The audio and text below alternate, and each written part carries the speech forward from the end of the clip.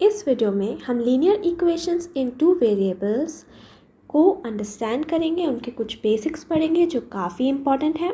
And उसके बाद हम किसी दो लीनियर इक्वेशंस को बाय सब्स्टिट्यूशन मेथड सॉल्व करने का तरीका देखेंगे। सो इस वीडियो को बिगिनिंग से लास्ट तक ज़रूर देखिएगा, क्योंकि जब बेसिक स्ट्रांग होता है तब आपका मैथ्स अच्छा होता है। तो इस वीडियो में डिस्कस करने वाले हैं उन टॉपिक्स के नाम हैं what is an equation, what variables and constants mean, what are linear equations in two variables, and how to solve linear equations in two variables by substitution method। तो सबसे पहले हम ये जान लेते हैं what exactly is an equation। Equation आखिर होता क्या है? देखिए, इक्वेशन बनता है कांस्टेंट से एंड वेरिएबल से। कांस्टेंट यानी fixed value, for example 2, 7, 85 etcetera. And variables यानी जिसकी वैल्यू हमें नहीं पता, x, y एंड z, जिसकी वैल्यू हमें सॉल्व करके निकालनी होती है। तो इक्वेशंस बनता है कांस्टेंट्स एंड वेरिएबल्स से। अब इसके बाद जो जानने वाली चीज़ वो ये है कि इक्वेशन का मतलब है एक इक्वल टू का साइन लगा दीजिए। इस तरीके से समझाने के लिए हम आपको ऐसा बता रहे हैं कि इक्वेशन का मतलब है एक इक्वल टू का साइन लगा दीजिए। राइट हैंड साइड में कुछ होगा एंड लेफ्ट हैंड साइड में कुछ होगा। LHS इक्वल्स टू RHS, ये है हमारी इक्वेशन। अब देखिए, left hand side right hand side में हम कुछ भी रख सकते हैं। For example x plus y is equals to 4। ध्यान से देखिए, यहाँ पे हमारे पास हैं कुछ कॉन्स्टेंट्स यानी 4, हमारे पास हैं कुछ वेरिएबल्स यानी कि x एंड y, एंड यहाँ पे कुछ ऑपरेटर्स लगाए गए हैं जैसे कि हम देख सकते हैं प्लस है। सो ये होती है हमारी इक्वेशन। इसमें राइट हैंड साइड है, लेफ्ट हैंड साइड है, एंड हमारे पास यहाँ पे कॉन्स्टेंट्स एंड वेरिएबल्स हैं।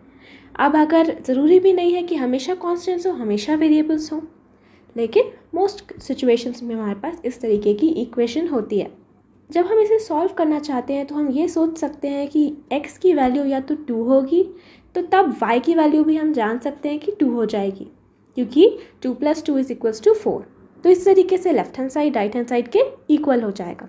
या फिर x की वैल्यू हो सकती है 3 एंड y की वैल्यू हो सकती है 1, तब भी 3 + 1 = 4 हमारी इक्वेशन जो है सेटिस्फाई होगी।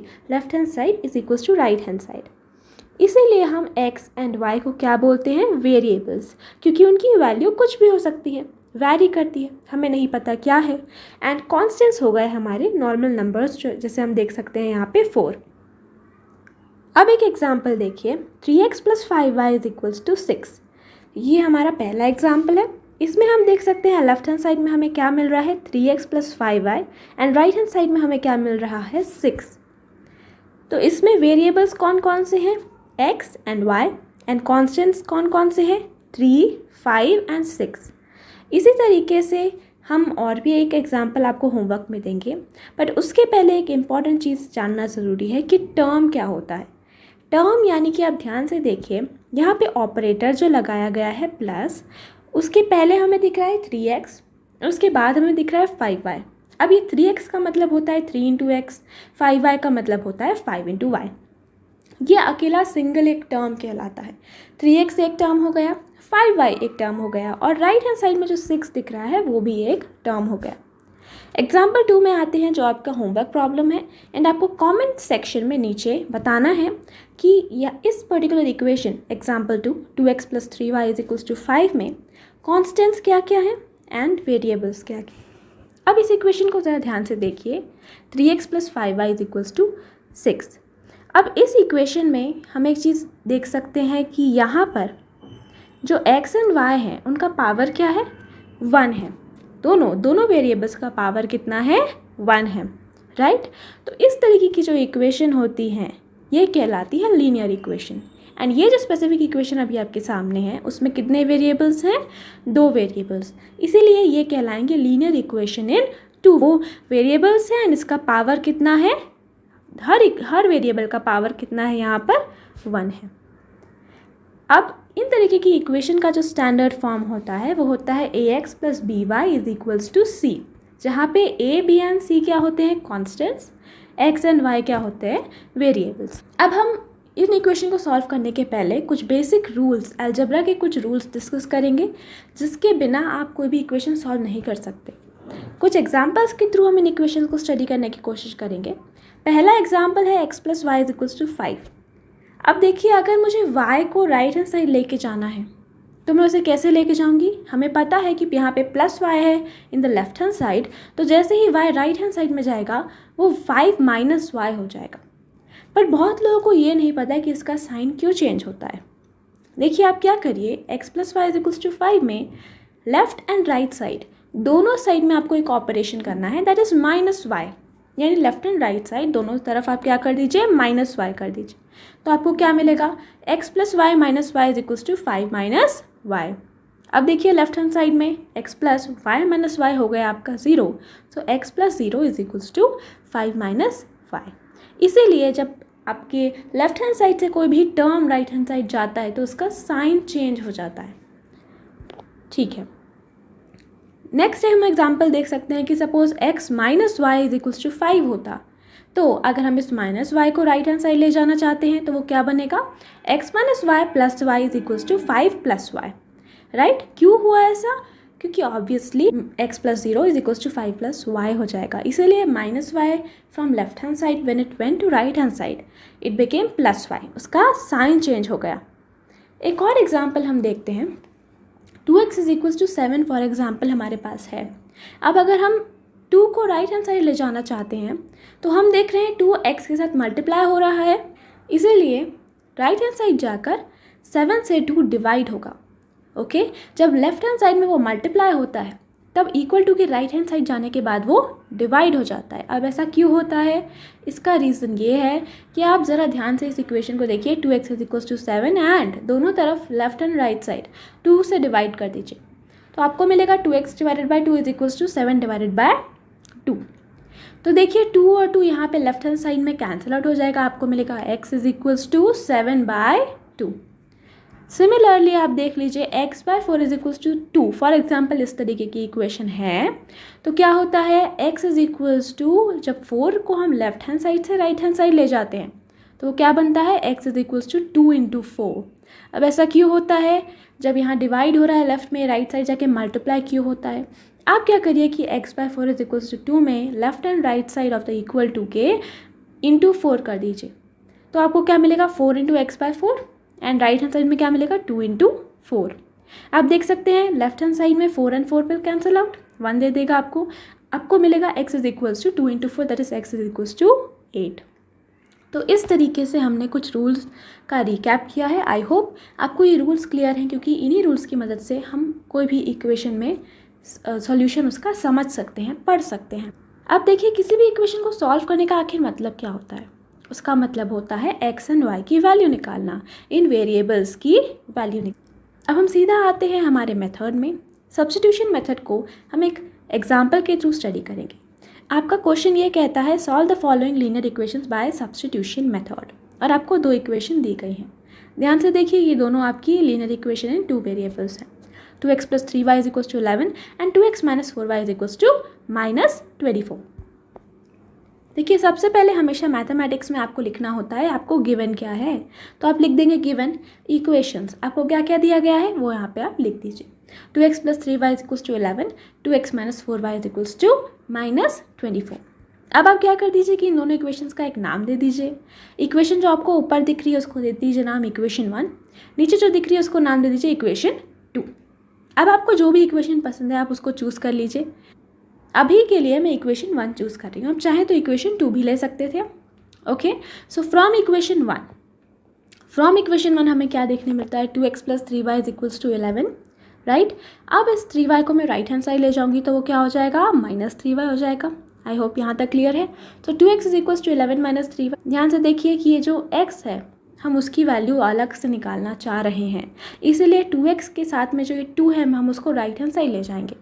सो अगेन हमने जो रूल्स डिस्कस किए थे उसके अकॉर्डिंग क्या हो जाएगा, x is equals to 11 minus 3y divided by 2। Now what, अब देखिए ये 11 माइनस 3y बाई 2 में कहीं पे भी x नहीं है, क्योंकि हमने एक्चुअली किया क्या है, हमने x ये जो वेरिएबल है इसको y के टर्म्स में लिख दिया है 11 minus 3y by 2, right. Equation 1 को थोड़ा सा चेंज करके अब हम क्या करेंगे कि इस इक्वेशन 1 को जो हमने चेंज करके x is equal to 11 minus 3y by 2 x की एक वैल्यू निकाली है इन टर्म्स ऑफ y, उसको हम सब्सटीट्यूट करेंगे इक्वेशन 2 में। ठीक है, आप कहाँ सब्स्टिट्यूट करेंगे, x की वैल्यू है तो इक्वेशन 2 में जहाँ पर भी x होगा उसमें हम इस x की वैल्यू को पुट कर देंगे. So what will we write, substitute this value of x in equation 2. ठीक है, तो ये क्या बन जाएगा, देखिए इसे हम जब x की जगह पे इस वैल्यू को पुट करेंगे तो हमें मिलेगा 2x minus 4y is equals to -24 था. क्या बन जाएगा, 2 into 11 minus 3y by 2 minus 4y is equals to -24. ऐसा क्यों हुआ, देखिए x की जगह पे मैंने उस वैल्यू को पुट कर दिया जो मैंने इक्वेशन 1 से निकाली थी. मैंने इक्वेशन 2 में उस वैल्यू को पुट कर दिया. अब देखिए यहाँ पे क्या हो जाएगा, 2 and 2 will cancel and we'll get 11 minus 3y minus 4y is equals to -24. अब इसे आगे सॉल्व करने जाएंगे तो क्या मिलेगा, 11 minus 3y minus 4y is equals to -24. Okay, this will become 11 minus 7y is equals to -24. Why, क्योंकि minus 3y minus 4y जो होता है वो क्या कैसे निकालते हैं, आप उसको माइनस का साइन रहने देते हैं. 4 और 3 को आप ऐड कर देंगे, आपको क्या मिलेगा 7y एंड वो आप यहाँ पे लिख देंगे. 11 minus 7y is equals to -24. So अब आप 7y को राइट हैंड साइड ले जाइए. 11 is equals to 7y minus 24 and then आप 24 को लेफ्ट हैंड साइड ले आइए तो उसका साइन चेंज हो जाएगा.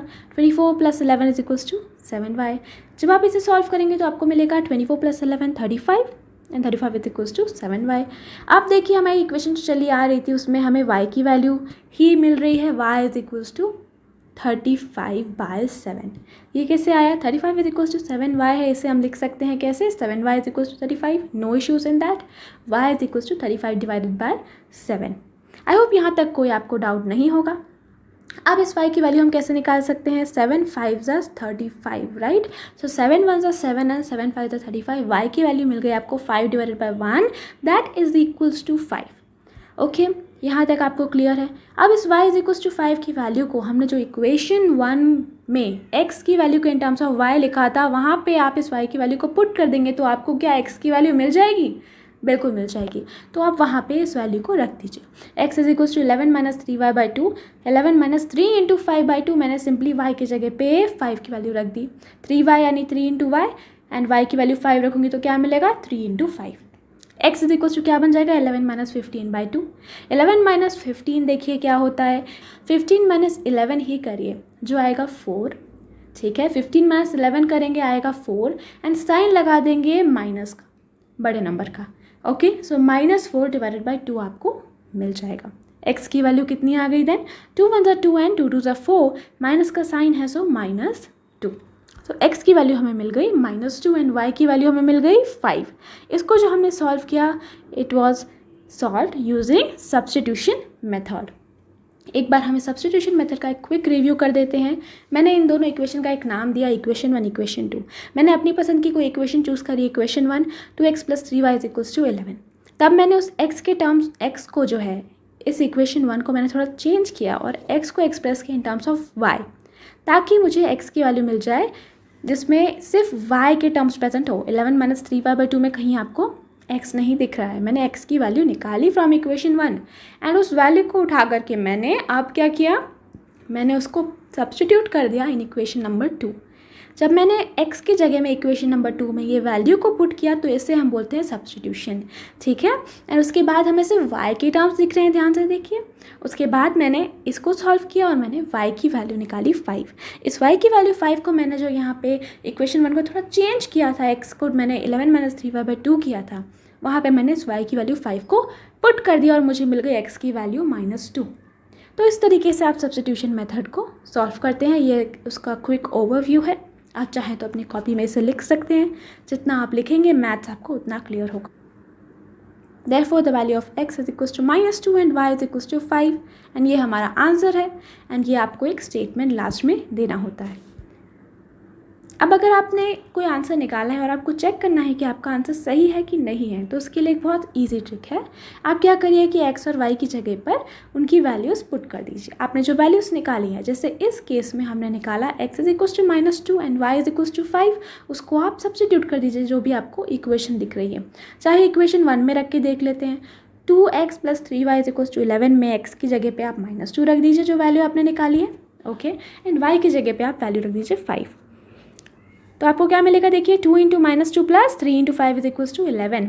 अब आपका L H S equals to R H S आना चाहिए, यानी जब आप एक्स और वाई की वैल्यू रखते हैं तो आपकी इक्वेशन सेटिस्फाई होनी चाहिए। जब आप इसे सॉल्व करेंगे तो आपको क्या मिलेगा, देखिए 2 इंटू -2 मिल जाएगा आपको -4, प्लस 3 इंटू 5 आपको मिल जाएगा 15। So you will get -4 plus 15 is equals to 11, 11 is equals to 11, that is आपका L H S R H S के इक्वल हो जाएगा। इसी तरीके से आप चेक कर सकते हैं इक्वेशन 2 में इस एक्स और वाई की वैल्यू रख कर, एंड ये आप घर में खुद ट्राई करें, आपके सामने इसका एक सोल्यूशन आपको दिख रहा है। तो जब भी आप चेक करना चाहें तो सिंपली कोई भी इक्वेशन में आप एक्स और वाई की वैल्यू पुट करिए एंड आपका L H S R H S के बराबर आना चाहिए, तभी आपका जो आंसर है वो सही है, वरना गलत है। So that was it for this video. Thanks for watching and see you in the next video.